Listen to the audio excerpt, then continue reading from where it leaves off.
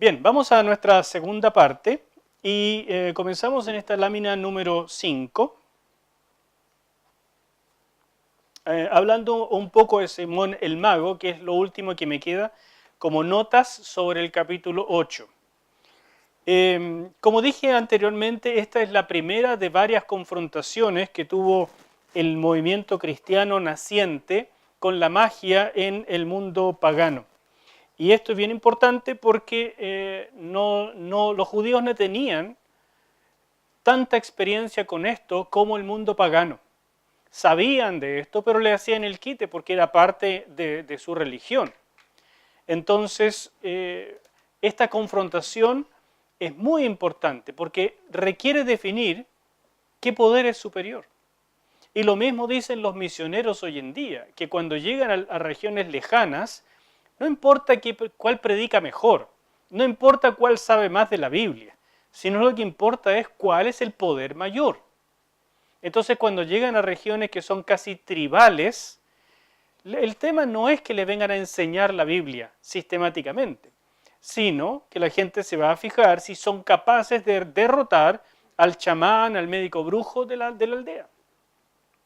Si son capaces de sanar lo que el otro no es capaz de sanar o revertir lo que el chamán hace.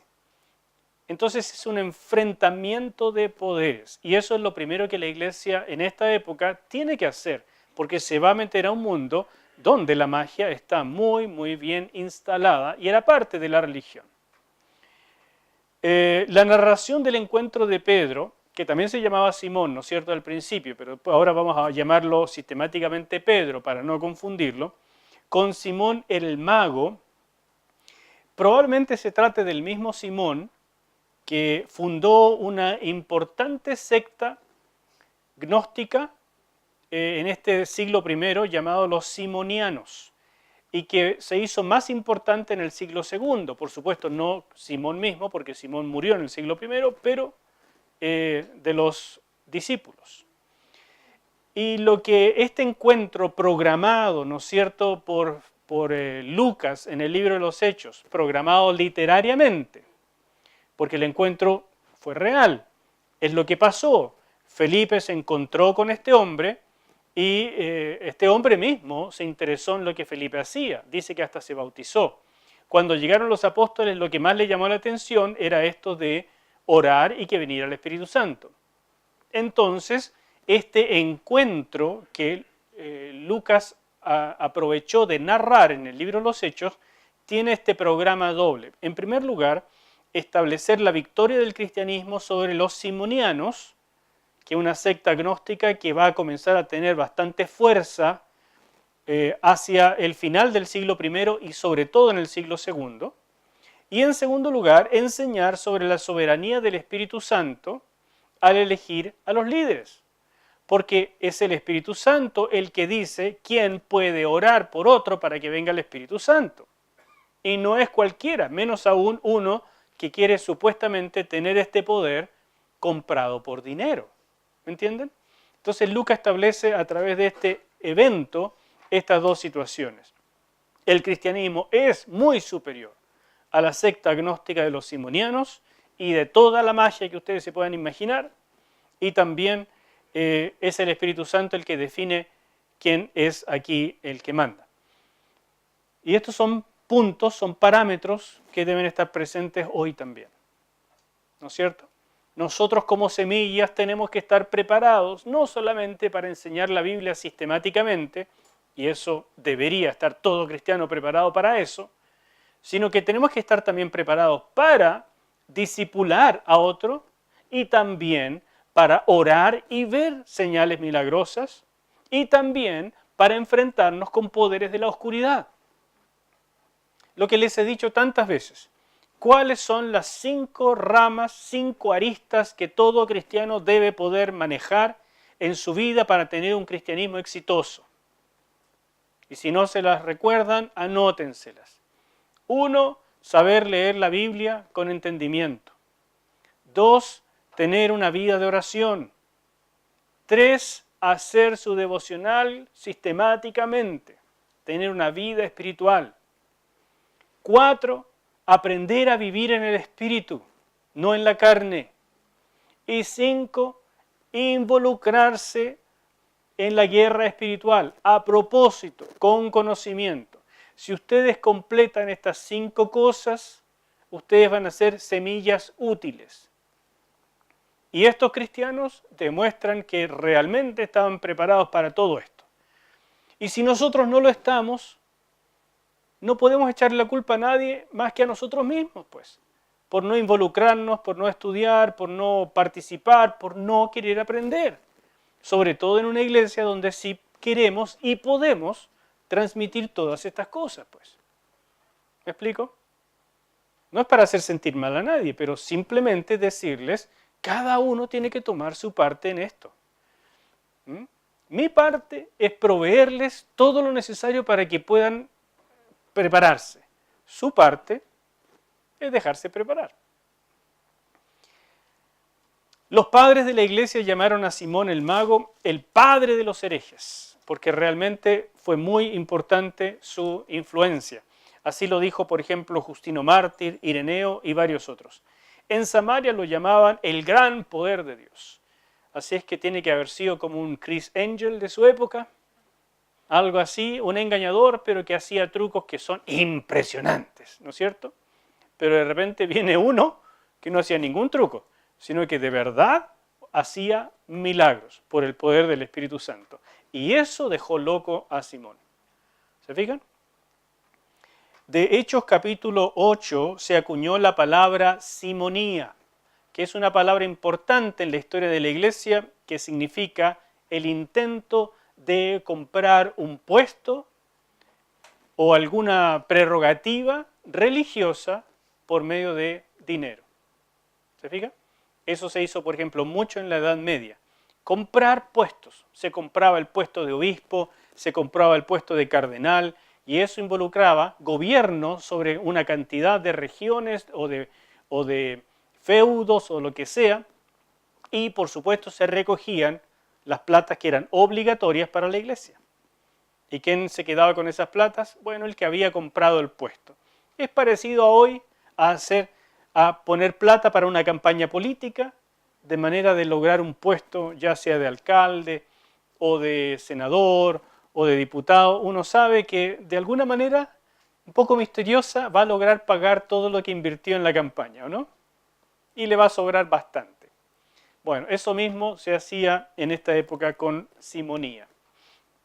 Y según Hechos de Pedro, un pseudoepígrafo, un apócrifo, digamos, hubo una confrontación final en Roma, que está aquí reflejada en este cuadro que les pongo de Paul, ¿cómo se llamaba? Troguer, ¿no es cierto?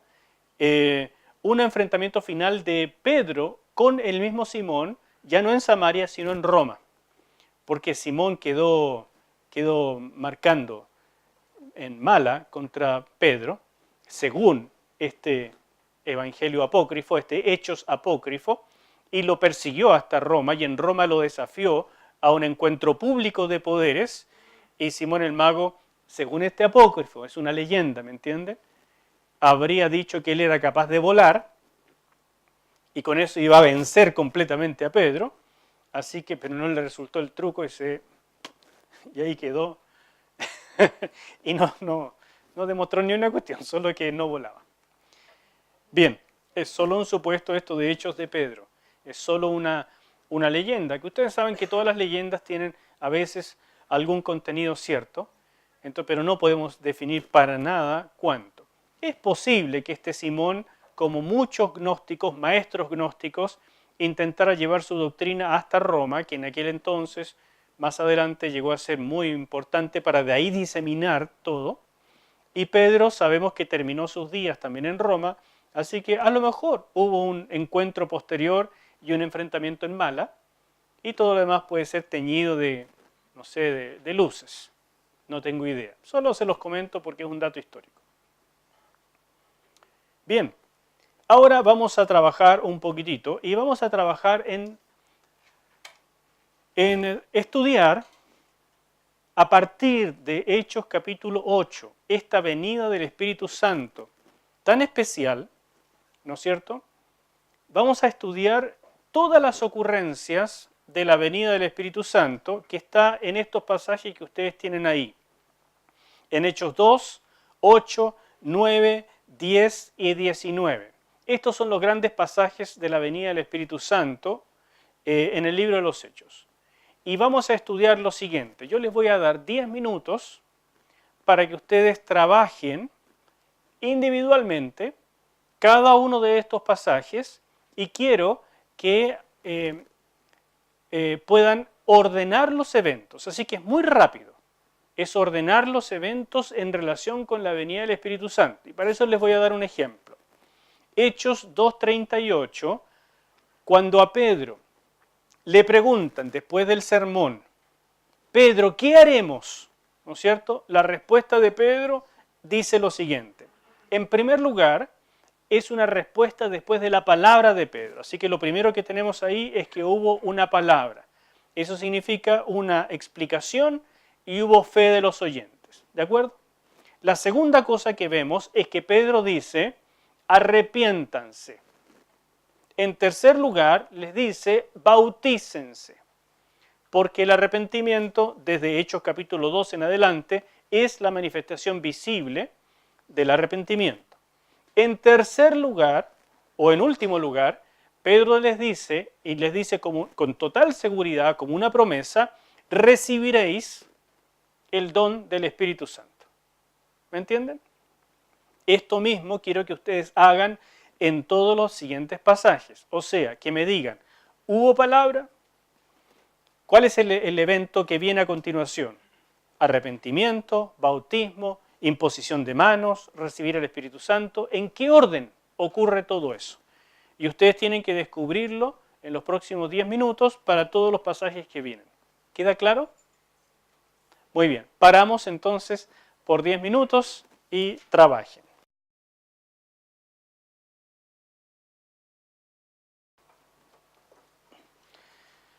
Muy bien, mis hermanos, volvemos, ya pasaron los 10 minutos, entonces ahora vamos a corregir lo que ustedes hicieron y yo les voy a ir dando aquí adelante lo que deberían haber encontrado, que en realidad es sencillo, solamente el orden de los eventos. Este es el primer ejemplo que ya vimos en Hechos 2:38, donde primero está la palabra, después entonces dice Pedro que tienen que arrepentirse, después viene el bautismo y finalmente recibir el Espíritu Santo. ¿No es cierto? Que él lo ve como una consecuencia. Entonces, la manera en que Pedro lo dice, yo estoy dando una explicación, no es lo que ustedes tienen que hacer, solamente los eventos. Lo que está diciendo Pedro es que esto es una especie de trío que va siempre junto. Arrepentimiento se manifiesta en bautismo y eso va a significar la venida del Espíritu Santo. Por lo tanto, si nosotros demoramos el bautismo, no es que demoremos la venida del Espíritu Santo, porque el Espíritu Santo tiene que ver con el arrepentimiento, mientras el bautismo es la señal pública del arrepentimiento. ¿Se fijan? Pero es un trío que según Pedro va junto. Pero ¿qué pasó en Hechos 8? Es bastante diferente. Dice, primero hubo una palabra, la de Felipe. Entonces también suponemos que hay una explicación y hay fe. Luego viene el bautismo. Después la imposición de manos de los apóstoles y con eso reciben el Espíritu Santo. ¿Lo tienen correcto? Muy bien, pónganse un 7. Después vamos a Hechos capítulo 9, donde es Pablo el que, ¿no es cierto?, entra a Damasco ciego y Dios le habla a Ananías. Entonces los eventos ahí es que también hay una palabra de Ananías a Pablo, también suponemos entonces una explicación y fe. Después fue una sanidad, y dice que es lleno del Espíritu Santo. Y finalmente, bautismo. ¿Verdad? ¿Lo tuvieron bien? Otro 7, maravilloso. Hechos capítulo 10. Va Pedro a la casa de Cornelio y también vemos que hay una palabra. Otra vez suponemos que hay una explicación, que también la vemos ahí en Hechos 10, y por lo tanto fe de los oyentes. Entonces dice que cayó sobre ellos el Espíritu Santo. Aprovecho de hacerles notar esta palabra, porque se usan varias palabras en relación con la venida del Espíritu Santo. A veces dice que cayó, a veces dice que vino, a veces dice que fueron llenos. Lo único que no se dice es bautizados por el Espíritu Santo, salvo la primera referencia en el capítulo 1, donde Jesús les dice, van a ser bautizados en el Espíritu Santo. Pero aparte de esa primera referencia, nunca más se usa en el libro de los Hechos. Interesante. Bueno, cayó sobre ellos el Espíritu Santo, comenzaron a hablar en lenguas y después fueron bautizados. ¿Tienen lo mismo? Muy bien. Y Hechos 19, que es este encuentro de Pablo con estos discípulos de Juan el Bautista en Éfeso, donde también hay una palabra, donde hay una explicación, fe. Entonces son bautizados porque el bautismo que tenían no era apropiado. Ellos habían bautizado en el bautismo de Juan el Bautista, entonces se bautizaron en el nombre de Jesús.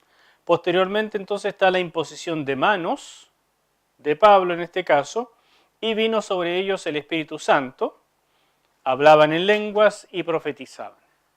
¿Tienen lo mismo? Genial. ¿Qué podemos entonces nosotros concluir acerca de la venida del Espíritu Santo y la relación que tiene con estas cosas que se repiten, pero en diferente orden? Arrepentimiento, por ejemplo, solo aparece en el capítulo 2, palabra aparece en todos, así que ahí ya tenemos un patrón, podríamos decir. Bautismo en agua, lenguas aparecen algunas veces, sanidad aparece en una vez, ser lleno del Espíritu Santo o caer sobre, etc. Y el intercambio es llamativo. Entonces, con esto en mente, sí, Ángelo. Sí, es interesante lo que tú dices, Ángelo, de que esta demora en Hechos capítulo 8 significó que hubo necesidad de una intercesión por ellos especial y que entonces después de la oración es que se produce la llenura. Pero fíjate que lo que tú estás diciendo es un montón de supuestos, porque en ninguna parte del capítulo dice que antes lo habían intentado y que no venía el Espíritu Santo a pesar de que lo intentaban. Tampoco dice que estaban ellos orando por intercesión para corregir una situación, sino que ellos simplemente llegaron, oraron por ellos y ahí vino el Espíritu Santo. Entonces, no niego que lo que tú dices podría ser cierto, pero les hago ver que cuando estudiemos la Biblia, no le pongamos de nuestra cosecha, ¿ya? Porque el pasaje no dice esos detalles, ¿ya? Así que tratemos de ver ahora qué conclusiones podemos sacar. Vamos a hablar sobre la venida del Espíritu Santo en Samaria, en primer lugar. ¿Por qué es distinta a las otras oportunidades? ¿Qué podría haber detrás de esto para una diferencia en el orden, en la secuencia de eventos? Y donde el orden es realmente llamativo, porque definitivamente hay lapsos. O sea, en Hechos capítulo 2, por ejemplo, cuando Pedro les dice, arrepentíos, bautícese y recibiréis el don, podemos sospechar que todo ocurrió en el mismo evento, ¿no es cierto? Que el mismo día tal vez. Es lo que uno sospecha del pasaje, a pesar de que el pasaje no lo dice, pero da esa impresión, como que todo es así rápido. Pedro está diciendo, hagan esto y va a pasar esto. Pero en Hechos 8 es evidente que Felipe predicó, bautizó y no vino el Espíritu Santo sino hasta que llegaron los apóstoles. Así que ahí tenemos una diferencia que está marcada por un tiempo, un lapso, días, meses, no tengo idea, pero hay una diferencia. ¿De acuerdo? ¿Por qué entonces se produjo esta diferencia? Es lo que quiero ahora darles como una conclusión, algunas ayudas exegéticas, o sea, para poder interpretar el pasaje, armonizarlo con los otros. En primer lugar, los apóstoles llegaron a Samaria para legitimar el ministerio de Felipe. Ellos escucharon las noticias de que se estaba haciendo ministerio en Samaria y escucharon buenas noticias, pero fueron a ver lo que estaba pasando y a legitimar. Sabemos esto porque no hubo oposición, no hubo conflicto alguno, el conflicto fue con Simón, y no solamente legitimaron el trabajo de Felipe por el hecho de que no bautizaron de nuevo, sino que eso estaba bien, tampoco corrigieron su palabra, sino que además siguieron predicando en la región de Samaria. Así que continuaron la labor de Felipe. Eso es importante entender, o sea, no hay ningún tema aquí de choque, de oposición, están legitimando. En segunda cosa es que al venir el Espíritu Santo, tras la oración de los apóstoles, se enfatizó la unidad del movimiento.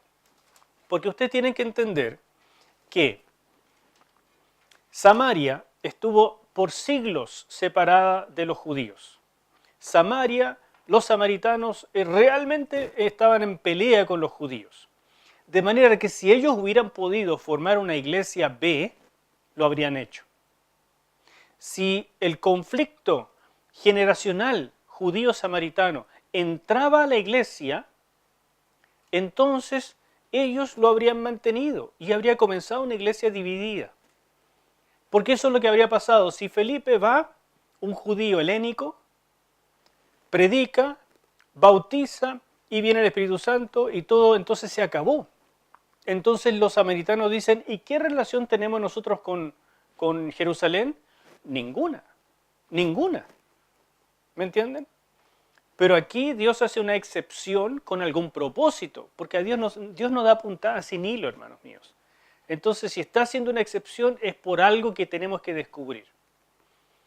Y ese algo tiene que ver evidentemente con la unidad. Fíjese lo que dice en Hechos capítulo 2, versículo 42, como una de las características de la primera iglesia. Perseveraban en la doctrina de los apóstoles. ¿Se acuerdan que puse mucho énfasis al principio en esta pirámide que alguna vez les dibujé? En que, por supuesto, en la punta de la pirámide está nuestro Señor Jesucristo.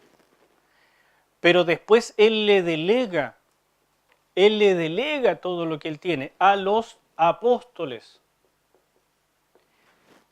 Entonces, como dice muy bien Pablo, Jesús es la piedra angular, la cabeza del ángulo. Pero después la iglesia se funda sobre esta piedra angular y sobre el fundamento de los apóstoles. La iglesia cristiana, por tanto, hermanos míos, es una iglesia que está guiada por el Espíritu Santo, pero no a tonta y a loca.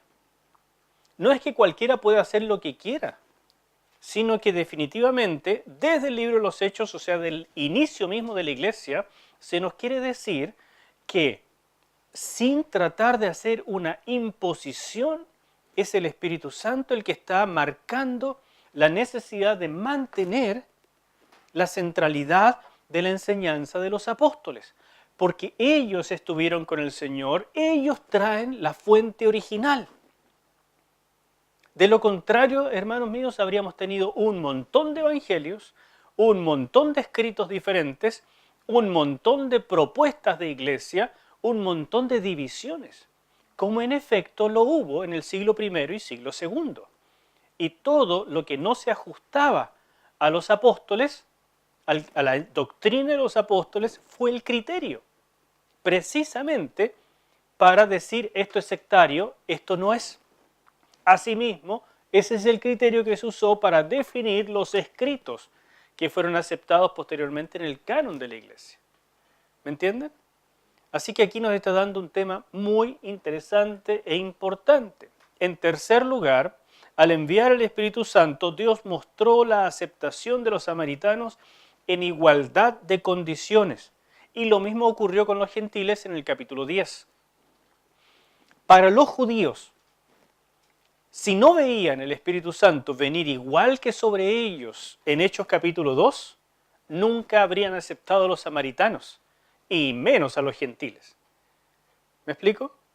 Por tanto, podríamos decir que Hechos 8 es el Pentecostés samaritano y Hechos 10 es el Pentecostés gentil. Y son estas excepciones que Dios hizo, o banderillas en la historia, para decir es una iglesia, una sola iglesia, no me hagan divisiones. Y se basa en la doctrina de los apóstoles. ¿Lo ven? En cuarto lugar, la imposición de manos era señal de identificación y comunión. Por tanto, ahora estos samaritanos eran parte de la iglesia, sin importar ya de dónde vinieran originalmente. Entonces, al venir los apóstoles, no es lo mismo que era Felipe solo. al venir los apóstoles desde Jerusalén, los que estuvieron con Jesús, ellos oraban por ellos con imposición de manos y venía el Espíritu Santo. Así que se notaba apóstoles, angulares, fundamento, pero además comunión. Los recibimos, ustedes son parte de nosotros, sin distinciones. No son creyentes B, son igual que todos, sin acepción de personas. En quinto lugar, solo una venida perceptible del Espíritu Santo quebraría las barreras entre judíos y samaritanos. ¿Saben ustedes que en esa época comer con un samaritano para un judío era equivalente a comer cerdo? Y ustedes pueden encontrar documentos antiguos, si leen ese artículo que les mandé, con un montón de dichos que se han conservado entre los rabinos judíos acerca de lo que pensaban de los samaritanos. Entonces esto era gravísimo. Solo la común participación del Espíritu Santo podría unir en una sola iglesia a estos pueblos ancestralmente separados. Lo que hacía la diferencia en la iglesia entonces no era alguna formalidad eclesiástica, o sea, que solamente por la imposición de manos de apóstoles viene el Espíritu Santo. No es una formalidad, sino el testimonio divino de la recepción del creyente en la familia de Dios, en la comunión del pacto nuevo, lo cual ocurría con la venida del Espíritu Santo a morar en él. Esta es la explicación que yo encuentro más razonable para lo que pasó en Hechos capítulo 8. Estos 5 puntos, en su conjunto, explican por qué Dios hizo esto diferente en Samaria. ¿Me explico? Asimismo, tenemos que dar un resumen de todos los eventos, porque en realidad todos los eventos tienen algunas diferencias. Y son estas explicaciones que uno busca el texto que pretenden armonizar y ver el propósito de Dios detrás, lo que hace que podamos dar una doctrina sobre el Espíritu Santo en última instancia. Porque si no, hermanos míos, uno podría decir, no, a mí me gusta el estilo de Hechos 2. No, a mí me gusta el de Hechos 8. ¿Ah? No, yo prefiero el de Hechos 10. Entonces ya tendríamos, churra, la iglesia de los Hechos 10. No funciona así. Aquí hay un solo Dios, un solo Espíritu Santo, un solo bautismo y entonces aquí está, hay un propósito para estas diferencias.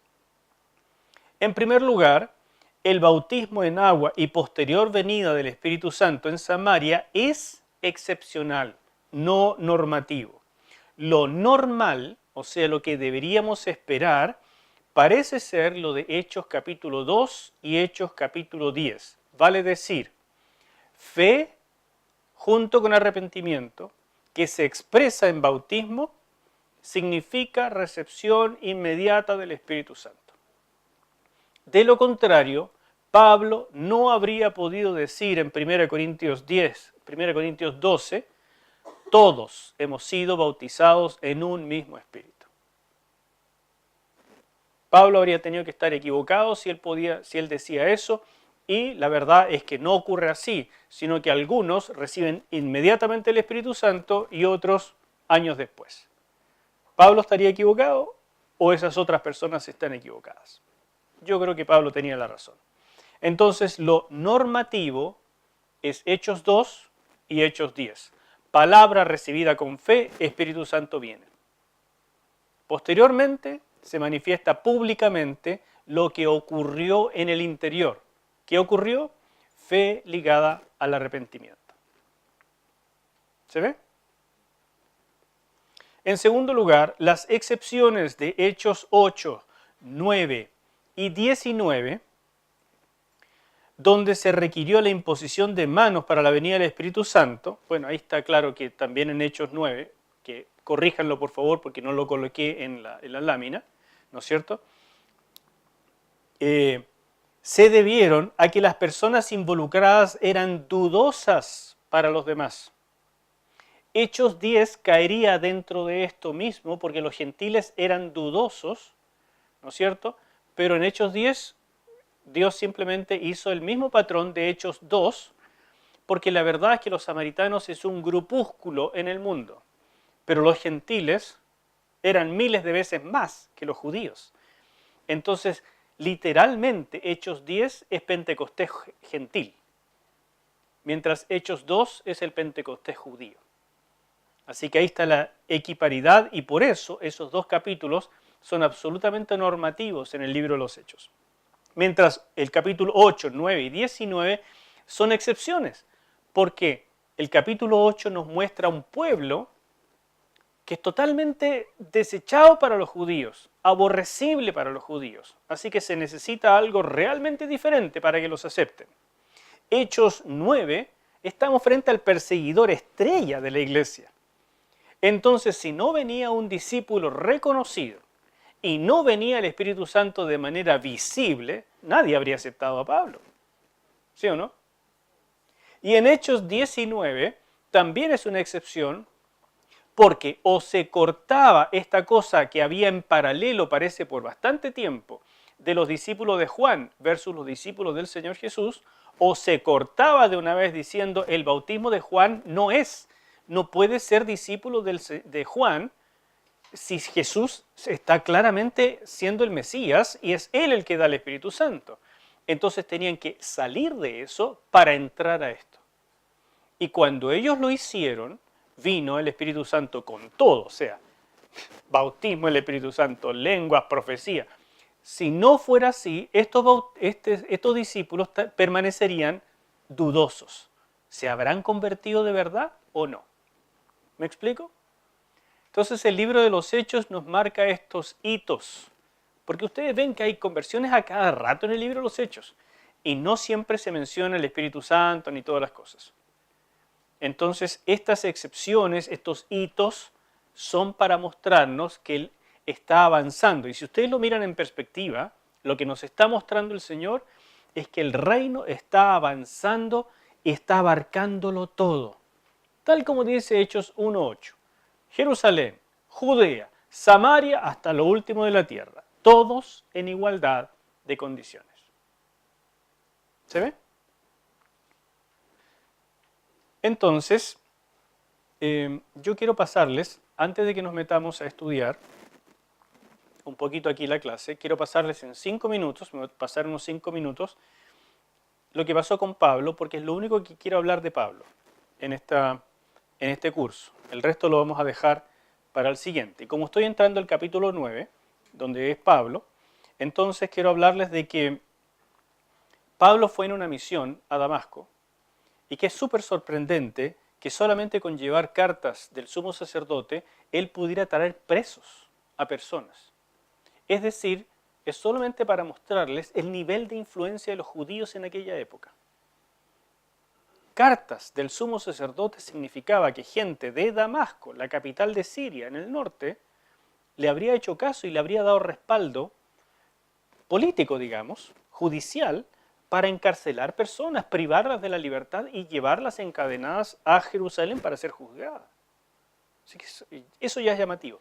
No sabemos cómo llegó la iglesia a Damasco, pero seguramente fue por judíos helénicos, porque Ananías tiene toda la pinta de ser un judío helénico junto con los de la pinta de Esteban y de Felipe, porque muestra las mismas características, ¿no? Habla con el Señor como si fuera conversación de día domingo, o sea, una preciosura. Y cuando llega donde Pablo tiene las mismas características de Felipe, obediente, hace exactamente lo que le dicen y pasan cosas maravillosas. Ananías, yo quisiera varios Ananías aquí en la iglesia. Bueno, entonces no sabemos más cómo llegó a la iglesia de Damasco. El camino es el nombre más antiguo del cristianismo, pero en Hechos 9 ya nos quieren decir que tuvo varios otros nombres al principio, y son estos.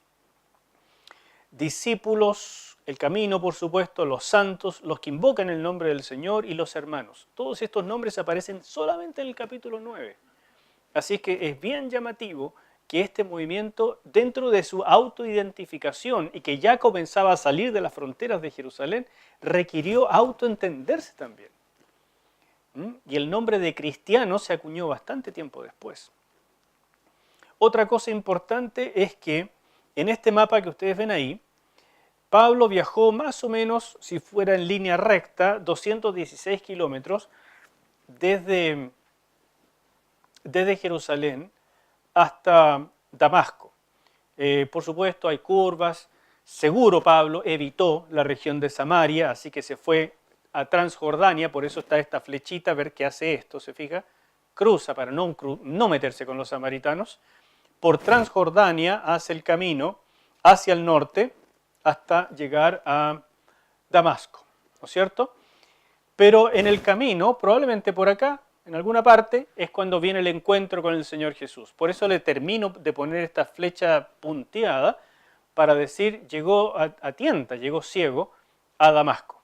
Después de que se recuperó, él se fue a Arabia, ¿no es cierto? Y ahí hay una confusión en cuanto a las fechas que es bien interesante. Otra cosa muy importante es esto que siempre les digo, de que en el encuentro de Saulo con Jesús, este Saulo el perseguidor se convierte en Pablo porque se cayó del caballo. Nunca se menciona un caballo, pero yo dudo mucho que haya hecho este viaje a pie. Y lo que trato de decirles es, hermanos, Jesús le botó del caballo, no trate de subirse otra vez y seguir conduciendo su vida a su manera. Si Jesús te botó del caballo es porque Él quiere conducir la vida. Y nosotros porfiadamente una y otra vez nos tratamos de volver a subir al caballo para llevar la vida a mi manera. Hermanos, no funciona. El cristianismo o es guiado por el Espíritu Santo o es guiado por tu carne. ¿Cuál va a salir mejor? Pablo reconoció esto y cuando él es botado, ¿no es cierto?, por el caballo, lo que dice de inmediato es, Señor, ¿qué quieres que yo haga? Esas son las palabras, así como las que vimos en Hechos 8, son las palabras que ustedes deben subrayar y grabárselas, colocarlas en su cuaderno de viaje. Esas son las palabras de un verdadero creyente. Señor, ¿qué quieres tú que yo haga? Porque cuando uno ora de esa manera, cuando uno comienza el día de esa manera, cuando uno se da cuenta que lo botaron del caballo, que ha tenido un fracaso, alguna cosa, no es casualidad, algo está pasando. Y entonces uno hace muy bien si se arrodilla y le dice, no vengo con alegato, Señor, no entiendo, no sé para dónde va, pero ¿qué quieres tú que yo haga? Eso es no volverse a subir al caballo. Esto tiene que haber ocurrido entre el año 34 y el 37, poco después, depende de la cronología. Nosotros hemos aceptado aquí en este curso que Jesús murió en el año 33, otros proponen el año 30, es complicado, yo prefiero el 33. Hace que la cronología se ajuste, se apriete mucho, pero creo que es el mejor momento. Podría estar equivocado. En todo caso, Pablo, ahora llamémoslo Pablo, entró a Damasco ciego, fue sanado en Damasco después de unos días de ayuno, permaneció poquitos días en Damasco, partió hacia Arabia, podría ser que permaneció 3 años en Arabia o podría ser que permaneció poco tiempo en Arabia y volvió a Damasco y permaneció 3 años en Damasco predicando. No sé cuál de las dos opciones es mejor. Después de eso fue a Jerusalén. Allí permaneció 15 días con Pedro. Y metía tanto boche en Jerusalén, y así como en Damasco tuvieron que descolgarlo por una canasta, y en Jerusalén tuvieron que mandarlo a Tarso, su ciudad natal. Y allá lo dejaron, olvidado, por 11 años, hasta que Bernabé lo fue a buscar. Entonces, son palabras cargadas de emoción. El Señor le dice, Saulo, Saulo, ¿por qué me persigues? Y estas palabras del Señor, ¿por qué me persigues? Identificándose completamente con la iglesia, marcó la teología de Pablo en relación con el cuerpo de Cristo. Definitivamente, Pablo relató 3 veces en el libro de los Hechos su conversión y en las 3 repite estas palabras del Señor. ¿Por qué me persigues? Y él lo dijo en Colosenses 1, en Efesios 1 y en Efesios 4 mencionó esto. Jesús es la cabeza, la iglesia es su cuerpo. Tú no puedes amar a Jesús sin amar su cuerpo. Yo era perseguidor creyendo que amaba a Dios, pero rechazaba el cuerpo. No se puede porque es uno solo. Jesús se ha identificado de tal manera con los creyentes que los llama hermanos. Y el Padre se ha identificado de tal manera con los creyentes que los llama hijos. Nadie puede denigrar a la novia de Cristo. No tiene nadie ese derecho. Por más de que seamos cristianos picantes, de que seamos cristianos totalmente faltos de crecimiento y no consagrados, en proceso, no te atrevas a denigrar lo que Dios ha santificado. Mantén el respeto, porque son cosas santas. Y Pablo entendió esto. Yo estaba atacando al cuerpo de Cristo. ¿Cómo se me ocurrió hacer eso? Él se flageló muchas veces en sus escritos diciendo yo era un perseguidor, un injuriador, un bastardo, un tipo malísimo, porque me atreví a injuriar a la novia de Cristo. Y termino con esto. Ahí está el viaje, ¿no es cierto? Él salió de Damasco hacia Arabia. Insisto en que no podemos estar seguros cuánto tiempo estuvo allá. Después volvió a Jerusalén por esos 15 días y de ahí lo mandaron a Tarso, lo que les estaba diciendo. El pasaje de Gálatas 1, 17 al 18 es lo que complica la cosa, porque dice, fíjese, fui a Arabia y volví de nuevo a Damasco. Después, pasados 3 años, subí a Jerusalén. ¿Dónde pasó esos 3 años? ¿En Arabia o en Damasco? Ahí está el problema. En Hechos, en esos 3 versículos, ni siquiera dice que fue a Arabia. Solamente que hizo mucho boche, mucho problema en Damasco, y por eso tuvieron que descolgarlo por una canasta. Y él repite esa experiencia en 2 Corintios 11. Esa es la vida de Pablo, una vida que comienza llena de emociones y de grandes problemas. Y lo último que les muestro por esta noche es esta cronología, que es lo mismo que ustedes tienen al final del libro, pero que es vital para estudiar la vida de Pablo, que por supuesto la estudiaremos con mucho más detalle en el siguiente curso. Pero ahora tomen esto. Aproximadamente su conversión en el año 34. El encuentro con Jesús en ese mismo año, y ahí están los pasajes que lo relatan. Viajó a Arabia, posiblemente, creo yo, permaneció allá 3 años y volvió por un tiempo a Damasco, entre el año 34 y 37. De allí volvió a Jerusalén solo 15 días y en Tarso, en su pueblo, olvidado por los demás, permaneció 11 años hasta que Bernabé, un judío helénico, de los mismos que Pablo perseguía cuando iba a Damasco, un helénico, y son esas ironías de Dios, lo fue a buscar y lo introdujo de nuevo a los apóstoles, porque fue Bernabé el que lo introdujo por primera vez, ya que no lo querían recibir, lo introdujo cuando fue a Jerusalén la primera vez para que pudiera estar con Pedro. Pero cuando lo olvidaron en Tarso, lo dejaron allá y él se dedicó a predicar y a hacer tiendas. Pero él se sentía totalmente botado. Bueno, fue Bernabé nuevamente el que lo fue a buscar y lo llevó a Antioquía, donde hicieron la mansa iglesia misionera, la primera iglesia misionera del cristianismo. Y así, 11 años después, desde Antioquía, comienza su primer viaje misionero.